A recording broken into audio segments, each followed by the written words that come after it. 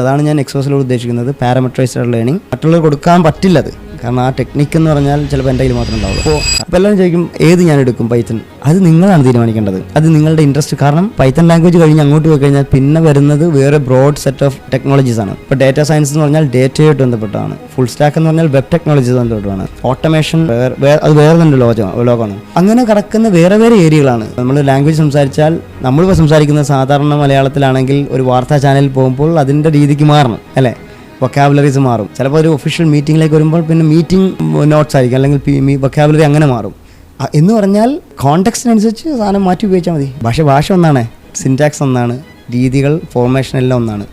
So ആ രീതിക്ക് നമ്മൾ കൊണ്ടുവരും. അതാണ് ഞാൻ എക്സോസിലൂടെ ഉദ്ദേശിക്കുന്നത്. പാരാമെട്രൈസ്ഡ് ലേണിംഗ് മറ്റുള്ളവർ കൊടുക്കാത്തതിൻ്റെ മറ്റുള്ളവർ കൊടുക്കാൻ പറ്റില്ലത്. കാരണം ആ ടെക്നിക്ക് എന്ന് പറഞ്ഞാൽ ചിലപ്പോൾ എൻ്റെ കയ്യിൽ മാത്രമേ ഉണ്ടാവുള്ളൂ. സോ ആ ടെക്നിക്കിനെ ഞാൻ മാത്രമാണ് ഡെവലപ്പ് ചെയ്തെടുത്തത്. അതുകൊണ്ടാണ് എനിക്ക് 8 മണിക്കൂർ കോഴ്സ് തീർക്കാൻ പറ്റുന്നത്.